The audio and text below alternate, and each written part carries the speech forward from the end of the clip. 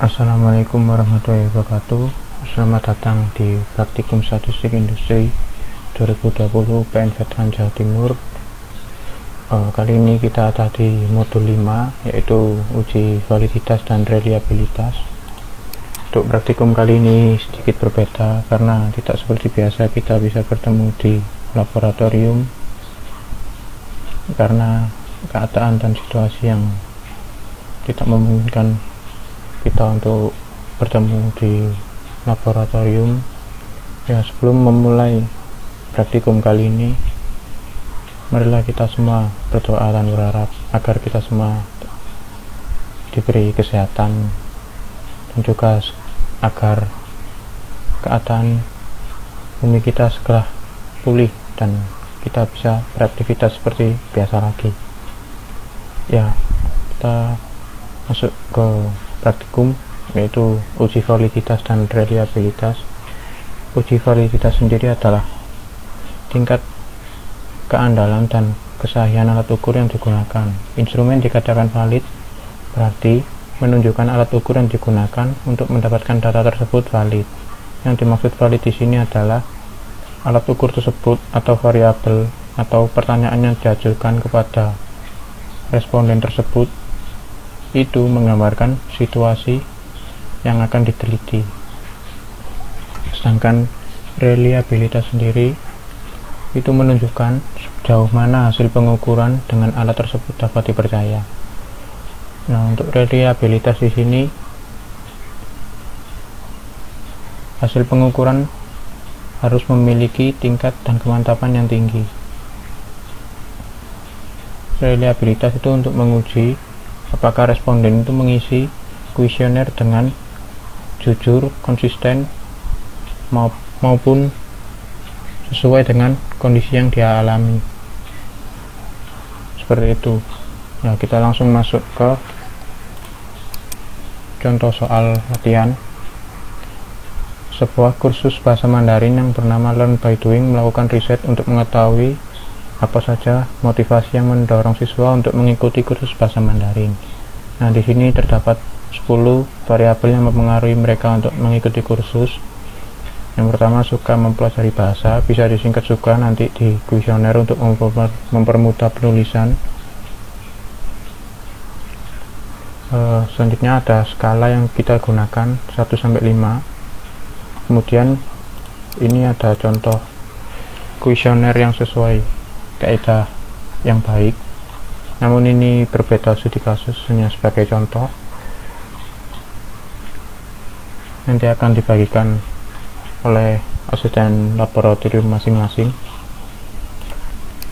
Selanjutnya setelah mengisi kuesioner dan menyebar kuesioner sebanyak 30 kepada 30 responden.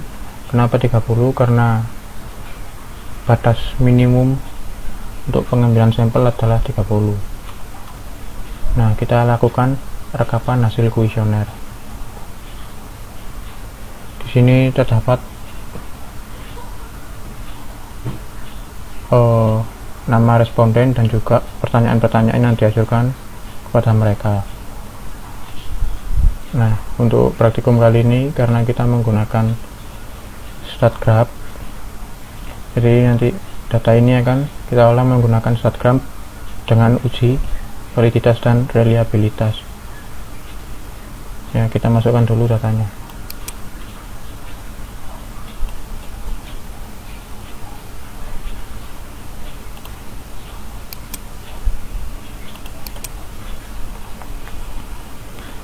Untuk nama itu bertipe data karakter dan juga nanti gender juga itu bertipe data karakter. Untuk yang lainnya bertipe data numerik.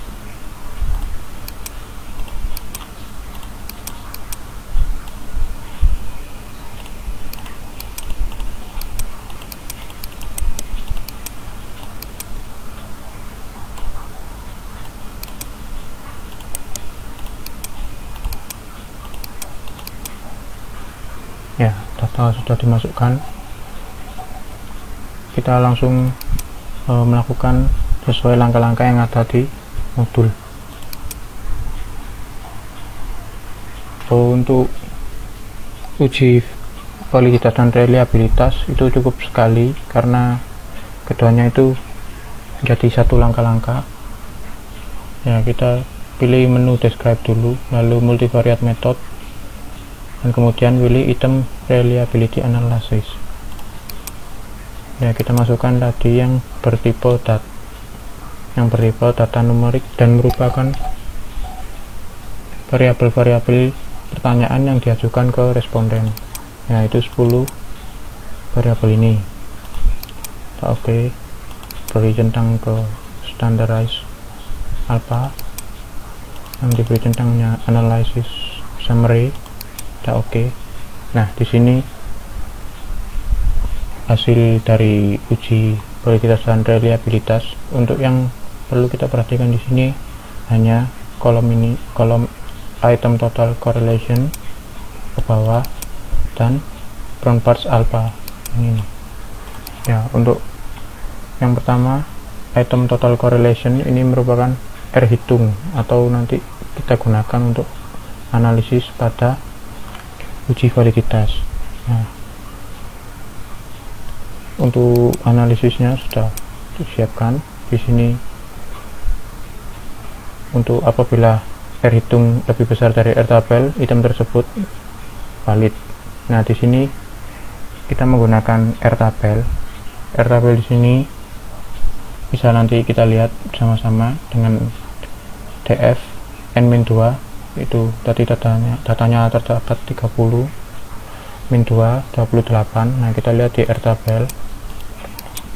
tabel 28 untuk tingkat ketelitian 0,025.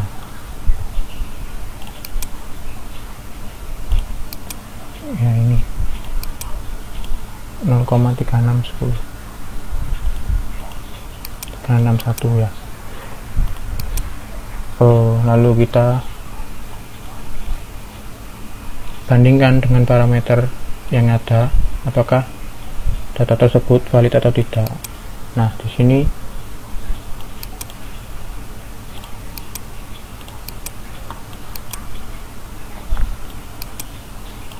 untuk variabel yang tidak valid terdapat satu variabel, yaitu orang tua. Orang tua di sini tadi disingkat karena mengikuti bimbel perintah dari orang tua. Nah, variabel tersebut tidak valid, jadi perintah dari orang tua tidak dapat menggambarkan situasi dari para siswa yang mengikuti kursus di tempat tersebut. Nah, karena nilainya 0,199 kurang dari 0,361, maka variabel tersebut tidak valid, dan untuk variabel yang lain dinyatakan valid. Untuk uji reliabilitas, kita hanya perlu melihat hasil dari ground parts alpha di sini 0,923 dibandingkan dengan R tabel juga yang sama 0,361. Nah, karena R tabelnya lebih besar, hitungnya lebih besar dari R tabel, jadi menunjukkan bahwa para responden mengisi sesuai dengan keadaan yang ada. Hasilnya kuesioner tersebut dapat dipercaya. Nah, karena sudah terdapat variabel yang tidak valid, maka perlu dilakukan analisis kembali setelah variabel yang valid tadi dikeluarkan dari uji validitas.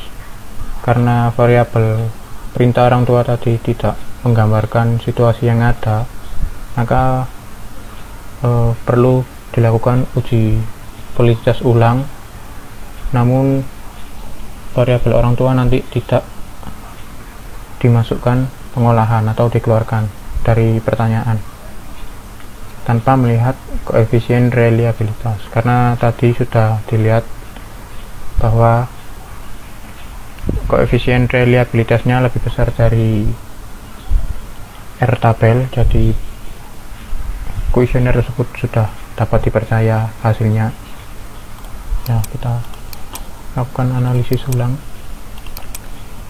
dengan langkah yang sama, namun untuk kali ini variabel orang tua tidak dimasukkan.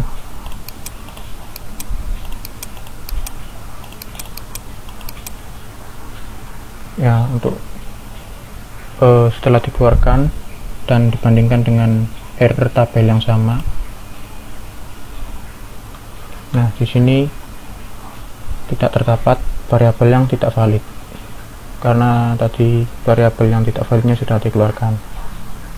Nah, jadi seharusnya pertanyaan yang diajukan adalah 9 variabel yang valid tersebut, namun tidak perlu dilakukan pengajuan kuesioner lagi pada responden, seperti itu.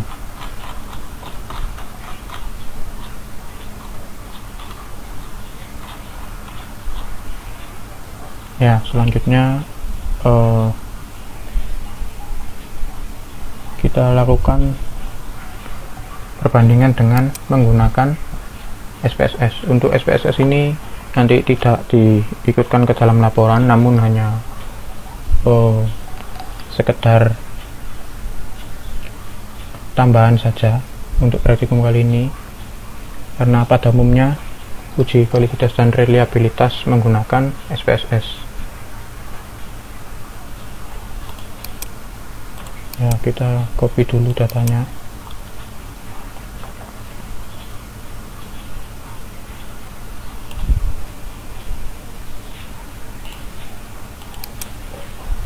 Untuk sebelum memasukkan data, di sini untuk penamaan kolom untuk di SPSS itu berbeda dari aplikasi lain. Jadi kita untuk menamainya harus masuk ke variabel view dulu ini dan masukkan nama kolom. Tidak boleh menggunakan spasi, hanya bisa menggunakan garis bawah. Untuk variabel yang digunakan sebagai pertanyaan itu diberi measure bertipe scale karena merupakan skala 1 sampai 5. Untuk yang lain boleh nominal. Untuk yang karakter bisa diberi tipe data string, sini string. Untuk usia numerik, namun dengan measure nominal, seperti itu. Kita copy datanya. Nah, untuk di SPSS langkah-langkah yang bisa dilakukan untuk uji validitas dan reliabilitas ada di analyze, terus scale, dan reliability analysis. Kita masukkan semua yang bertipe scale, memberi centang pada 3 item ini. Kita oke.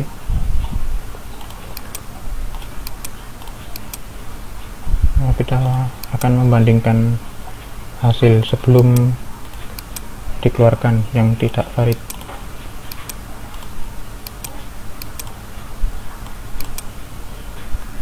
Ya, di sini mungkin nilai berbeda tipis, namun masih menunjukkan bahwa yang tidak valid tetap sama,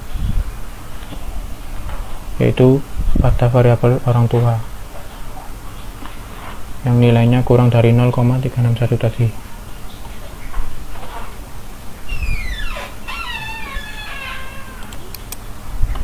Dan untuk variabel yang lain nilainya hanya mendekati, tidak sampai sama, karena softwarenya berbeda dan metode pengolahannya mungkin yang berbeda. Nah, selanjutnya kita lanjut ke yang valid, yang tidak valid dikeluarkan, yaitu orang tua. Lalu kita bandingkan juga hasilnya.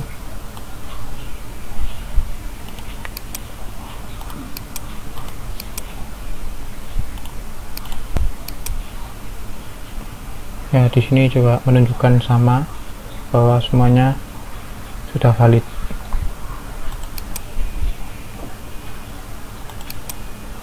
Seperti itu.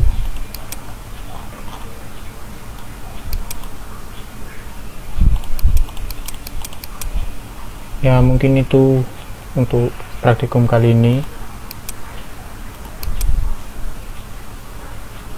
Nanti apabila ada yang kurang jelas atau mungkin ada yang perlu ditanyakan, bisa menghubungi asisten laboratorium masing-masing.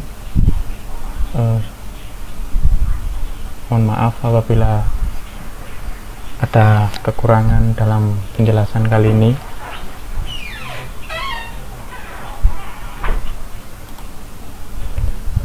Terima kasih atas perhatiannya. Assalamualaikum warahmatullahi wabarakatuh.